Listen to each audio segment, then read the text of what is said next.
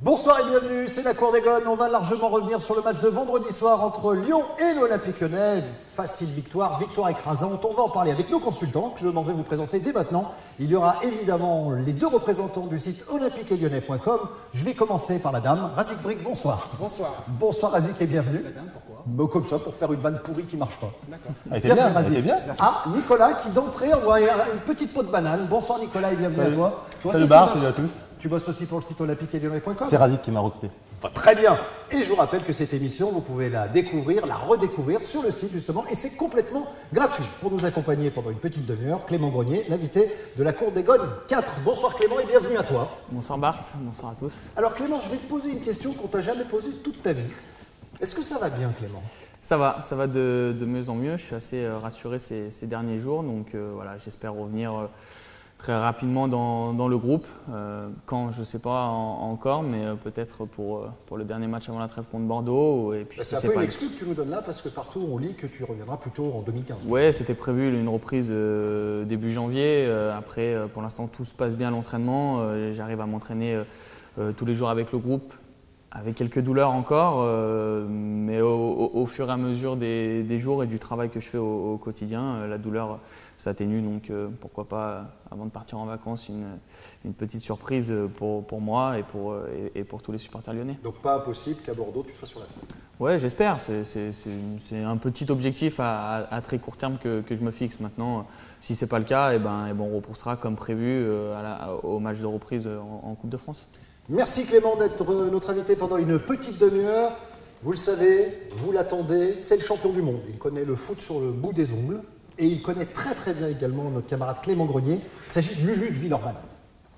Lulu! Bonsoir Lulu. Vous n'êtes pas le poli Lulu, vous n'êtes pas bonsoir. Allez, attention le micro s'il vous plaît là. Le micro là, comme ça. Ça va bien, monsieur Lulu. Enchanté. Ah bah également. Monsieur Grenier. Bonsoir. Vous connaissez Clément? Voilà, gueule. Ah bah alors très bien. Bonsoir. Le plus beau. Le puits de bois, moi, me plaît beaucoup. Hein. Eh oui, mais c'est en même temps, ça s'appelle plus de beau en intérieur. C'est étonnant. C'est compliqué. Toujours pas de tablette. Jamais. Ouh là là, bon viveur, jamais. D'accord, très bien. C'est bien, ma petit. J'ai l'impression qu'on a un accent, nous. Oui, vous êtes un peu. Oui, Oui, c'est un peu. vous sentez un peu le parisien limite. Hein. Ah oui. Oh là là. Alors vous, pas du tout. Ah non, moi je suis. Ouais. Voilà. Le portrait de notre camarade Clément Grenier via Lulu de Villeurbanne, c'est la Cour des Gones. Bienvenue tout le monde. Clément Grenier, bonté, mais c'est qui, c'est quoi? Bon, c'est un gosse formidable, c'est le gamin qu'on aurait tous aimé avoir, un Ardéchois qui a vu le jour le 7 janvier 1991 du côté d'Annonay, hein, le pays des frères Montgolfier, déjà sous le signe du ballon, mais contrairement à l'invention des deux frangins, lui, il a les pieds bien sur terre. La seule chose qui décolle, c'est sa carrière bonté. Capitaine de l'OL, il tire les coups francs comme Juninho, il enquille en équipe de France, et patata! Les adducteurs, ah non, opération, et là, ça décolle plus du tout. Donc, depuis le mois d'août, il croit que c'est le carnaval, donc il s'est déguisé en Gourcuff. Parce qu'à Lyon, on dit plus blessé, on dit Gourcuff. Hein. On dit plus tu t'es cassé la jambe, on dit tu t'es gourcuffé la jambe. Donc là, il devait revenir pour le derby, il est pas con, il a bien senti cette année, ou là, non. C'est une pantoufle dans ma bouche. Oui, j'ai même pris des chanclettes avec. Non, me faites pas rigoler. Bon, pardon. Non, ce que je voulais vous dire, c'est que vous l'avez senti que cette année, on allait prendre une marée. Ça, c'est donc, du coup, en tous les cas, on sait déjà qu'il a sa voie toute tracée pour sa reconversion. À la fin de sa carrière, il va faire du one-man show. Ah bon?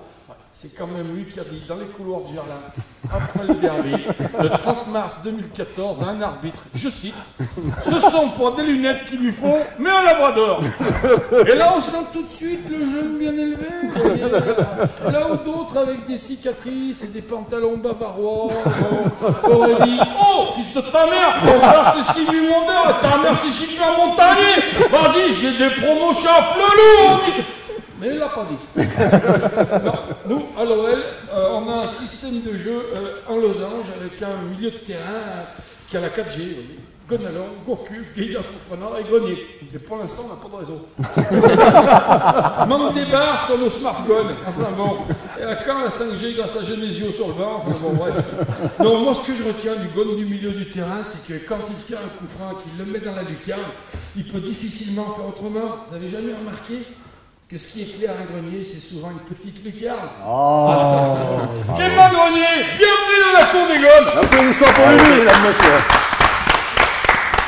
Clément Grenier, l'invité de la Cour des Gaunes, version 4, c'est tout de suite, elle démarre encore plus que maintenant. Tout de suite, on y va, et tous ensemble, avec le premier thème que nous allons évoquer ensemble, la première interrogation. En regardant le match, à la mi-temps, 45 minutes de jeu, je me suis demandé si Lyon n'avait pas eu finalement la capacité de se mettre complètement à l'abri, parce que voilà, on rentre à 1-0 alors que ça aurait pu être très confortable en seconde mi-temps. Nico. On aurait dû, je suis d'accord avec toi.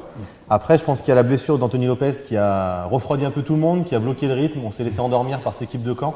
Eux, 1-0 jusqu'à la 88e minute, ça leur aurait été très très bien. Avec un petit contre à la fin pour nous piéger. Donc je pense qu'on s'est un peu laissé endormir et dans la gestion du match, on aurait pu être meilleur en effet.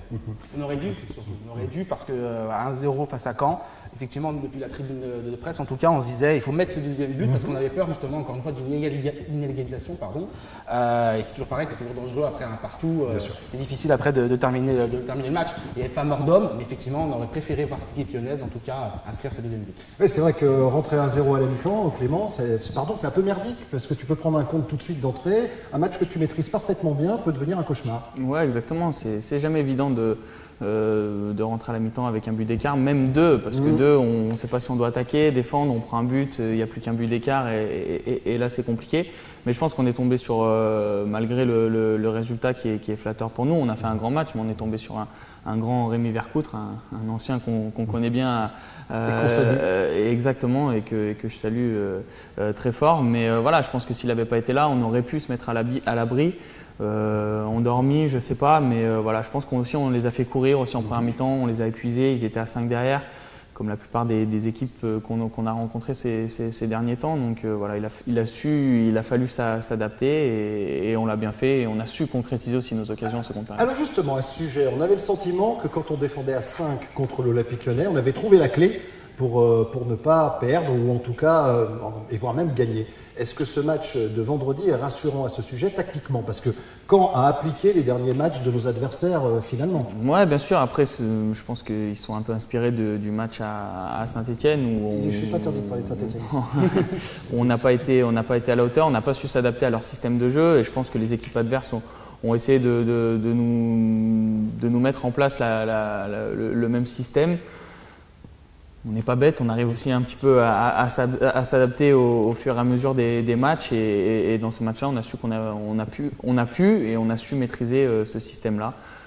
Comme un petit peu contre Reims où on a mis un peu plus de temps, où ça a été compliqué, mais sur la fin, voilà, on a vu nos latéraux un peu plus libres, un peu plus disponibles et on a su mettre notre jeu en place malgré le système très défensif. C'est ça, c'est ça.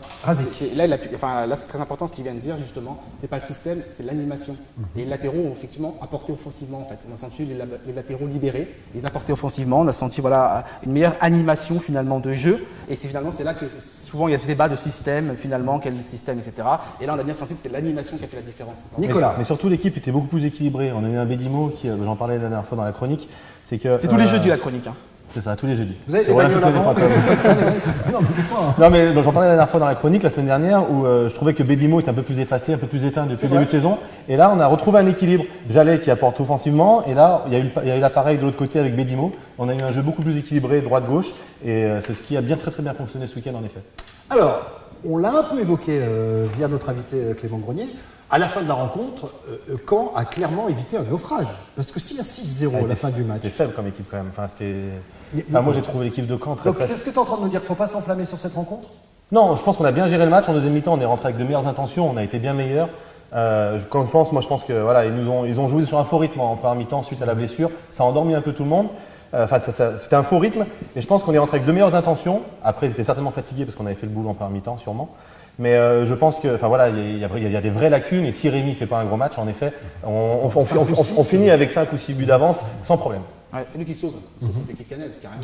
Il est sauve du naufrage. À la fin, voilà, vraiment très faible en jouant à 5, ils ont joué très bas. En jouant à 5 derrière, vraiment très bas. Enfin, j'ai trouvé cette équipe très faible. Je m'inquiète pour eux pour la fin de saison, très franchement. Et on peut se demander aussi, c'est le sentiment que j'ai eu, qu'ils ont un peu lâché à la fin. Ouais. Je sais pas ce que t'en penses, hein. C'est toi le professionnel, c'est pas moi, mais Ouais, bah moi, professionnel des tribunes actuellement. Mais c'est vrai que d'en haut, on a eu l'impression qu'à un moment donné, quand a lâché. Après, c'est difficile, ils viennent à Gerland, il y en a déjà 3. Le ballon, il circule très bien parce qu'en seconde période, on a mis encore du riz. est-ce que c'est pas là? On a fait une bonne deuxième mi-temps.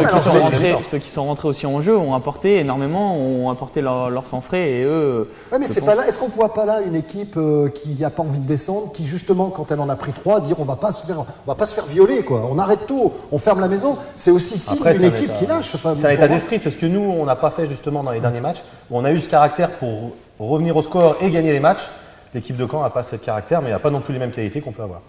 Alors, on va aborder un sujet qui nous a été proposé via Twitter ou via notre page Facebook La Cour des Goals. Les deux hashtags La Cour des Goals. Et le Twitter et effectivement une page Facebook dédiée à l'émission. Absolument, donc allez-y, ça nous fait plaisir. On lit avec beaucoup d'attention toutes vos remarques parce que le meilleur directeur des programmes, je le dis toujours, c'est vous, c'est personne d'autre que vous. Si vous aimez des choses ou si vous n'aimez pas, il faut nous le signaler de façon à ce qu'on puisse rectifier avec toute l'équipe de la Cour des Gones. Et beaucoup ont parlé de l'attitude de Fekir lorsqu'il a loupé son penalty. Moi, j'ai envie d'être extrêmement tolérant avec ce joueur parce qu'il est jeune, parce qu'il est talentueux et parce qu'on a le droit de rater un penalty et ensuite faire la gueule. Il n'y a pas d'autre mot. Est-ce que pour vous, c'est embêtant sa réaction après le penalty ou est-ce que ça peut s'expliquer, même si on ne légitime pas, hein? Non, je pense qu'il était très déçu de ne pas avoir de la frustration de ne pas avoir mis le penalty au fond des filets. Mais voilà, après ça arrive à tout le monde.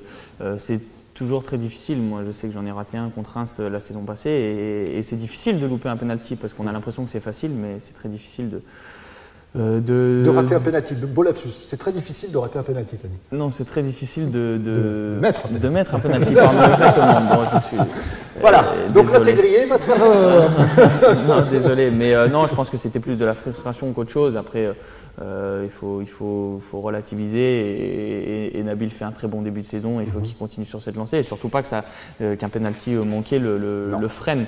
Ce que j'espère pas, mais c'est vrai que dans la tête, c'est pas toujours simple. Et on va noter également, pardon de vous couper, je ne sais plus quel match. Tout le patron. J'adore ça, tu peux le répéter s'il te plaît, je vais passer des huiles essentielles sur le corps en même temps.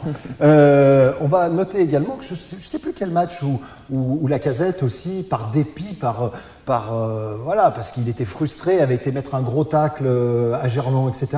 Voilà, c'est le métier qui rentre, c'est des gestes à ne pas faire mais on peut tolérer aussi ce genre de choses. C'est différent. Je préfère, par dépit, aller mettre un tacle parce que on monte son caractère, son état d'esprit. Même pour une fracture ouverte. À défaut de voilà, après c'est quand même. Non, mais là, ce que je veux dire, c'est que pour moi, tous les gardiens. Oui, c'est vrai. Je le savais, mais lui particulièrement. D'ailleurs, je lui parle comme s'il était drogué. C'est-à-dire, je comprends qu'il y a un truc. Toujours avant. Ah, bah je comprends mieux là. Je comprends mieux certains. Ne vous provoquez pas, Boule et Bill. C'est qui Boule? Boule et Bill. Ou Rivoire et Carré, comme vous voulez. Les deux marchent. Alors, je trouve qu'il a lâché en fait. Parce qu'il a l'opportunité. Le ballon lui revient dessus, personne l'attaque, il a l'opportunité de marquer suite à ce penalty. C'est ça moi qui me dérange en fait parce que j'aime beaucoup Nabil Fekir, en plus il a fait une très bonne deuxième mi-temps. Voilà, ce qui me dérange c'est que c'est ça en fait, il a lâché en fait, il a loupé le penalty et tout le logiciel lui est tombé sur la tête alors qu'il a encore l'opportunité de marquer le but parce que le ballon lui revient et qu'il a le temps de bien jouer le ballon. Alors, donc tu lui en veux un petit peu? Non, je ne lui en veux pas parce que, comme je dis, depuis le début de saison, il est extraordinaire. C'est la vraie révélation pour moi de l'Olympique Lyonnais. Il a fait une très bonne deuxième mi-temps lui aussi. Mais voilà, il y a ce petit truc pour être encore meilleur et aller plus haut. Vas-y, pardon. Il a fait une erreur, effectivement, il n'a pas le droit de faire ça. Ce qui est intéressant, je trouve, c'est l'après-match, et c'est notamment Hubert Fournier qui s'est expliqué avec lui et qui l'a recadré. Et qui lui a dit, effectivement, ça ne se fait pas, il faut faire attention. C'est l'attitude en fait. C'est vraiment l'attitude. Et Hubert Fournier qui l'a répété encore en conférence de presse en disant, j'ai discuté avec le joueur et il faut faire attention.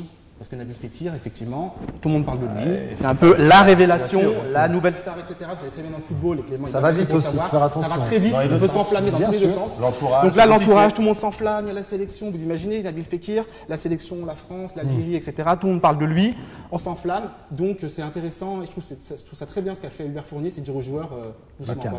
Clément, il a connu ça, parce qu'il a une ascension assez fulgurante également, et voilà, il faut apprendre à gérer ça. Enfin, c'est pas toi qui vas me contredire, je pense pas. Mais voilà, il faut apprendre à gérer cette médiatisation. Je vais rebondir sur les propos. Est-ce que c'est ce qui est le plus dur finalement de gérer l'ingérable? Parce que tu fais 3-4 bons matchs, tu te réveilles le matin, tu as 40 SMS de journalistes qui veulent une interview, on t'encense, etc. Ouais, c'est pas tous les jours simple, surtout que alors c'est bien et on a l'impression de prendre des ailes et du volume quand tout va bien. Mais quand on est blessé ou que ça va un petit peu moins bien, on se rend compte que il faut profiter de ces moments-là, mais tout en restant les pieds sur terre. Après, voilà, je pense que c'est aussi l'entourage qui a fait que j'ai pu passer à autre chose de temps en temps. Mais est-ce que tu as le sentiment, Clément, entre toi et moi, d'avoir lâché la rampe à un moment, d'avoir pris un petit peu le boulard, franchement? Non. Après, tu connais mon image et ce que les gens j'ai tout entendu sur toi, glandeur, frimeur, peuvent penser. Donc non, moi j'ai essayé de rester le plus naturel possible. J'ai essayé surtout d'écouter les gens qui ont beaucoup plus d'expérience que moi, que ce soit ma famille, mon entourage, mes conseillers, mais aussi les joueurs qui étaient dans le vestiaire avec moi. Et j'ai eu la chance d'en connaître des très grands. Donc j'ai essayé de suivre un petit peu leurs conseils. J'ai pris en compte et j'ai surtout essayé de montrer que voilà, non, je suis un simple footballeur. On est mis en avant, on est médiatisé, etc. Mais voilà, dans une vie, c'est pas grand-chose, j'ai envie de dire, et c'est pour ça que j'ai eu la chance d'avoir beaucoup de personnes autour de moi qui ont pu m'aider. Parce que oui, on peut vite, une famille très proche, on peut vite très s'enflammer. L'humilité, Bart. C'est le maître mot quand un footballeur professionnel. Mais c'est pas toujours facile. C'est pas toujours facile. Je suis d'accord. Parce que l'entourage te rend fou aussi. Ce que vient de dire Clément, ça sent l'humilité. Trois quarts des joueurs qui pètent des câbles, excusez-moi, c'est lié à l'entourage. Mais bien sûr, c'est lié à l'agent qui va vouloir se faire des commissions, qui veut gagner de l'argent, qui veut aussi la notoriété, etc. C'est la famille. C'est difficile pour certains joueurs parce qu'il y a des familles nombreuses, parce qu'il y a souvent des gens qui viennent d'un milieu populaire et d'un coup on gagne énormément d'argent, plus que le père. De famille, vous savez ce que c'est. Plus que le père, la mère réunie souvent. Plus le père, oui. Et les oncles et les tantes. Oui, je suis un macho. Non, mais c'est important de signaler que ce sont des sommes qui sont très importantes du jour au lendemain et que c'est dur pour eux. Et ce qui est intéressant avec Clément, et je dis pas ça parce qu'il est sur le plateau. On va pas les plaindre non plus. Non, du tout, sincèrement. C'est un joueur en fait qui aime bien discuter, qui aime bien échanger. C'est ça qui est intéressant chez lui. Je pense que ça vient aussi de l'éducation. Et même si avec un journaliste, par exemple, si un jour il n'est pas content d'un article, etc., ou de quelque chose qu'on a dit sur lui, il va tirer les oreilles? Non, du tout. Il va venir échanger, il va essayer de comprendre. Il peut passer des coups de fil, on peut échanger à l'entraînement, etc. avec lui. Il est accessible. Donc c'est pour ça que c'est vrai qu'avec son image de joueur qui se la pète, etc. C'est tout le contraire. Donc des fois l'image qu'on renvoie, on ne connaît pas, etc. un joueur. Donc c'est pour ça que tout ça est faussé avec la notoriété justement. Allez, parenthèse est fermée maintenant. Cette parenthèse, en tout cas, on va parler du titre de champion d'automne parce qu'on se met tous à rêver, même si c'est la coupe en chocolat, elle ne sert à rien. Champion d'automne, personne ne se souvient du champion d'automne de la saison 2004-2005. Psychologiquement, je pense que ça peut être pas mal. Quand tu es champion d'automne, je crois que c'était Joël. Question. Je pense que quand tu es champion d'automne, mine de rien. J'ai le sentiment que ça sert à rien. Moi, je suis pas sûr. Psychologiquement, ce qu'ils ont dit, on est champion d'automne et on se dit, il y a moyen de faire quelque chose. Pour partir en vacances, pendant une semaine, t'es content. Mais au bout de la saison, c'est là où tu vois le vrai champion. Donc c'est assez anecdotique. Voilà, comme tu dis, avec tes mots, une coupe en chocolat. Voilà, ça prouve que tu as fait un bon début de saison. J'espère qu'on le saura, pourquoi pas. Après, il ne faut pas s'enflammer. C'est pas parce que tu es champion d'automne que tu seras champion de France à la fin de saison. Et c'est vrai qu'en début de championnat, fin juillet ou début août, on aurait tous signé pour voir l'Olympique Lyonnais si proche de la première place à quelques jours de la trêve. Ouais, je ne peux pas le contredire, Bart, je suis tout à fait d'accord. Donc il faut remettre l'église au milieu du village, comme dirait quelqu'un que je connais très bien. Est-ce que la prochaine, j'allais dire, le prochain... Ça vous fait rire, ça, Razik? C'est comme la place Bellecour. Je ne comprends pas ça. J'aimerais savoir qui c'est. Il faut remettre l'église au milieu du village. C'est Madame Marcadet, ma voisine. Comme tout le monde s'en fout, je ne voulais pas la signaler, la dame. Tu comprends? Je suis sûr que Madame Marcadet va ressortir dans le débriefing dans un instant de Lulu. On va revenir sur le match de mercredi. Lyon affronte Monaco. Est-ce qu'il faut faire tourner? Alors, ta place est très compliquée. Donner ton avis là-dessus. Tu sais que demain, ça va faire la une si tu l'ouvres. Mais est-ce que tu penses qu'il est nécessaire ou important pour des joueurs qui ont peu de temps de jeu? Je pense qu'il faudra jouer les blessés. Non, je ne sais pas. Après, ça, c'est souvent le choix du coach, ce qu'il sent le mieux. Est-ce qu'il faut continuer sur la dynamique qui est positive actuellement? Est-ce qu'il faut faire tourner? Est-ce qu'il faut reposer? Je ne sais pas, ça, il faut plutôt poser la question à l'entraîneur. Après, est-ce que les joueurs, le match il reste un match aussi important dimanche. Après, là, c'est un match à élimination directe. Donc, je ne sais pas. Ça, c'est souvent l'interprétation du coach. c'est lui qui prendra sa décision. Mais est-ce que c'est plus simple? Je parle aux deux anciens joueurs à l'ancien joueur de foot et aux joueurs blessés. T'as déjà classé. T'as joué au foot? Et t'as déjà classé. Moi aussi, les gens rigolaient. Voilà. J'ai fait rire des gens quand je jouais au foot. Mais voilà, parce que t'as quand même. C'est vrai, quand vous regardez jouer, Nico, des fois j'ai rigolé. C'était d'accord. Non, ce que je voulais dire par là, c'est qu'il reste 2 matchs. Après, il y a la trêve. ça, en fait. Monaco, faut passer pour aller plus loin. Je pense Et que là- Bordeaux, faut surtout pas Voilà, perdre. par rapport au contexte, en fait, je pense que là, la question, elle se pose peut-être pas. Il va peut-être faire tourner. Il va faire tourner, il l'a dit. Il l'a dit, mais en fait, à mon avis, il pouvait ne pas le faire. Il reste 2 matchs, ils ne sont pas fatigués à ce point-là pour faire tourner maintenant. Je pense que ce sera plus dans la suite de la saison, avec la Coupe de France et la Coupe de la Ligue si on est encore qualifié, qu'à ce moment-là, peut-être il pourra se poser des questions. Là, c'est bien pour la gestion du groupe, pour impliquer tout le monde. Voilà. Alors, Razik a l'info. Alors, Non, j'ai pas il a fait d'info. tourner qui alors? Mais non, mais il y a des joueurs qui doutent, forcément, ceux qui jouent moins. Entendu. Ils doutent. L'entraîneur aussi doit faire preuve de psychologie et de dire à certains joueurs, là c'est l'occasion de faire tourner justement, on est un groupe, les remplaçants font partie de ce groupe, et là c'est l'occasion rêvée de pouvoir en faire jouer certains. Mais pas de changer tout le monde, parce que la preuve, Anthony Lopez sera titulaire par exemple. Il a décidé, pour la Coupe de la Ligue, de garder Anthony Lopez dans les cages, mais d'autres joueurs peut-être, comme ça, à petite touche. Tu penses à qui? Je pense pas pas spécialement d'idée, d'idée, d'accord. mais ce que je veux dire par là, c'est que je pense que voilà, il va faire jouer 2-3 joueurs, et d'un point de vue psychologique, c'est bien pour On ces va en faire joueurs-là. jouer 11. Ils vont faire jouer 11, Nicolas. Il est fort, Nicolas. Les anciens joueurs, ils sont Après, forts, hein. si je peux me permettre, la chance qu'on prie, a, c'est toi l'invité. la chance qu'on a cette saison, ou voire même les saisons précédentes, c'est que tout le monde est concerné. Même la personne qui joue moins, malheureusement, il y en a que 11 qui jouent et il y a toujours des déçus. Mais à l'entraînement, on voit que tout le monde est concerné. Il y a une dynamique dans le travail au quotidien qui est franchement à souligner. Donc ça, c'est top. Et puis même nous, moi, je le vois actuellement, je reviens un petit peu dans le groupe et je m'entraîne régulièrement. Je vois que tout le monde est concerné. Donc oui, c'est sûr que tout le monde est en capacité de jouer et c'est ça qui est bien. Et ça crée aussi de la concurrence. Et c'est pour ça, la progresser, concurrence. voilà, pour Tant qu'elle est progresser, saine. avancer. Ouais. c'est ça. Non mais à l'OM, on a toujours eu la chance. J'ai travaillé longtemps au club. Je suis l'Olympique Lyonnais Ah depuis bon que j'ai une dizaine d'années. Oui, oui. Si. D'accord. Jamais été bloqué. Jamais. Toujours travaillé comme ça, dans une bonne conduite. Non, c'est pas comme si j'avais bossé 10 ans, tu vois. La C'est pas concurrence pareil. est saine, c'est ça que tu voulais dire? Voilà, oui, c'est c'est très très- saine. Oui. Tout le temps. Moi, Par la j'ai force jamais- des choses, mais c'est pas saine, c'est toujours pareil. Après, c'est l'interprétation du joueur aussi. Mais voilà, des fois, on peut sentir une certaine C'est forme vrai. d'injustice et se Ouais, dire mais je mérite de c'est aussi jouer. ça le haut niveau. On Bien en a sûr, c'est le parlé, niveau. Mais à partir du moment où comme c'est ça. sain, justement, apparemment, il y a des critères. Apparemment, tu dis à des joueurs, voilà, tout le monde est sur la même ligne de départ. Et ces critères-là font, par exemple, Gaël Danic. C'est le système. Si tu dis à Gaël Danic, malheureusement, le système mis en place, tu rentres pas dans le système. C'est frustrant, c'est dur. Mais au moins, c'est expliqué. C'est une explication. Allez, la dernière question avant l'arrivée de Lulu de Villeurbanne qui va débriefer cette émission. Elle est très simple. On a entendu le président Aulas dire on verrouille à triple tour, en tout cas jusqu'au mois de juin 2015. Ça ne bougera pas au mercato. Est-ce que tu trouves ce message rassurant? Pour la deuxième partie de saison, oui. Pour tous les supporters surtout. Après, on sait qu'il y a une Coupe d'Afrique des Nations en début d'année. Et voilà, on peut avoir 5 joueurs sur le départ, entre guillemets, pour jouer cette compétition. Et pendant Donc, plusieurs semaines et peut-être. pendant plusieurs semaines peut-être. Donc voilà, il va falloir gérer aussi cette période-là qui va, pour la plupart aussi des clubs, poser des problèmes. Mais voilà, je pense que le président reste et a toujours été ambitieux.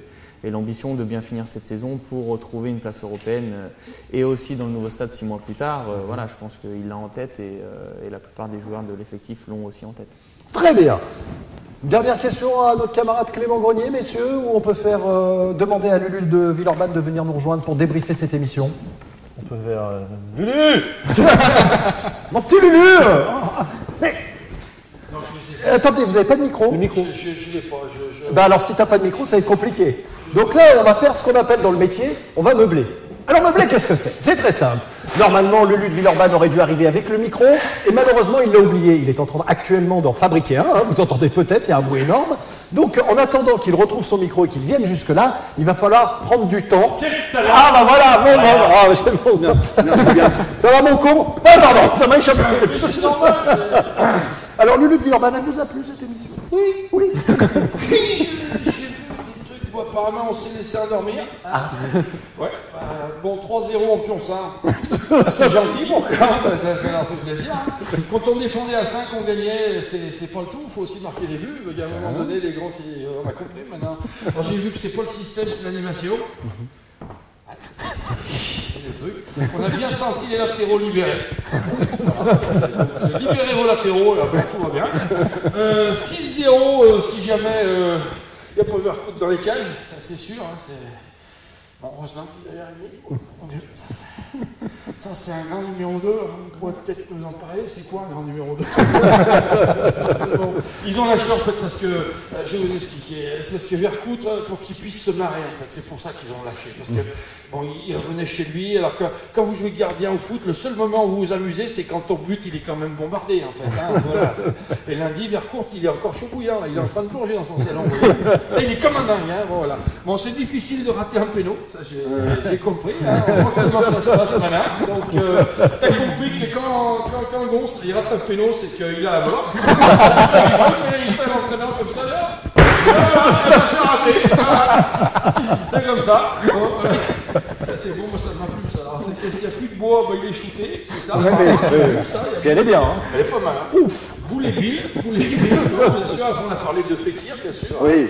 Alors Nabil, donc il a raté le pénalty, machin, tout ça, mais n'oubliez pas quand même qu'il a eu une réaction un peu des nerfs, c'est quand on prend la rage, mais n'oubliez pas quand même que Nabil, c'est quand même un peu le masculin de Nabila. Avec du bol qui court pas après tout le monde avec des coups de couteau. Jamais. Fais pas le con, gamin, oh là là, bon, alors après, t'as pris le boulard, Lander Frimer. Mais non, mon Dieu, ça va pas pour une fois que c'est un jeune qui fait des phrases et qu'on les comprend. Vous avez pas remarqué, quand il parle, il n'y a pas de lettres au milieu. Il dit, mon Dieu, mais il n'a pas le boulard, il est juste intelligent. Je sais, ça change, oui, bien sûr. Bon, alors en fait, après, c'est ce que j'ai vu. En fait, s'il n'a pas pris le boulard, c'est parce que si j'ai bien compris, c'est pas parce que ses parents doivent être blindés. C'est ça. C'est que sinon, c'est des pauvres qui sont. Voilà, vous êtes un peu, vous, hein, vous avez un peu des trucs, voilà. Bon, allez. Champion d'automne, c'est anecdotique, on est d'accord. C'est la fin qu'on voit le vrai champion. C'est là quand même qu'on voit quand même que le bon se réfléchit. Ouais. Il dit pas que des conneries. Voilà. Qu'est-ce qu'il y a? Madame Marcadet, bon, qu'est-ce qu'elle est bonne, hein, voilà. Qu'est-ce qu'il y avait? Voilà, je crois que c'est après ça. Quand on voyait jouer Monsieur Puy-de-Bois, moi je rigolais pas. Non, j'avais ma tête. Moi j'étais, mais bon Dieu, je dis, bon Dieu, qu'est-ce qu'il va? Il va s'énerver, il va en empâtrer un. Mon Dieu, il était là, il me paye. Voilà. Bon, il y a les joueurs qui doutent et ceux qui ne jouent pas, bien sûr, c'est toujours pareil. Tout le monde est concerné, les dynamiques d'entraînement, tout bien, tout ça, mais vous n'allez pas arrêter un peu. Vous voyez pas que les mecs qui jouent pas, ils en ont marre. Ça, mettez-vous leur culot pour comprendre. Dès que t'es guéri, tu joues. Voilà. Bonjour, l'équipe de France, bon, voilà. Les mecs qui sont là, ils ont 30, 35 ans, ils sont toujours remplaçants, ils ont la mort. Tu peux comprendre, t'es doué. Bon, allez, voilà, ça m'a énervé, voilà. Allez, applaudissements pour Lulu, merci mon bon Lulu. Ça a été très bien. Eh bien, merci mille fois d'avoir été notre invité, camarade Clément. Merci à vous. C'est toujours un vrai plaisir de faire une émission avec toi, radio ou télé ou sur le web, parce que comme l'a dit très justement Lulu de Villeurbanne, eh bien, il y a du fond et de la forme. Et ça, c'est bien, c'est agréable pour un animateur. Eh ben, merci. Merci à toi, mon bon Clément. Camarade Nico, on se retrouve jeudi soir à la même heure. Parfait. Hein, on débriefera le match entre Lyon et Monaco. Exactement. Razik, j'ai envie de te dire la même chose. Avec plaisir. J'espère que vous avez bien senti tout l'état d'esprit de la Cour des Gones. On parle de foot, il y a du fond et de la forme, comme on l'a dit, mais on a envie de se marrer aussi, et voilà bien l'essentiel, c'est que du football. On retrouve toute l'équipe de l'Olympique-et-Lyonnais.com dès jeudi prochain, avec un autre invité. Passez une excellente soirée, une très belle journée si vous regardez cette émission le matin. Et puis surtout, n'oubliez jamais, hein, l'Olympique Lyonnais, c'est une formidable raison d'être heureux, les Gones. À jeudi!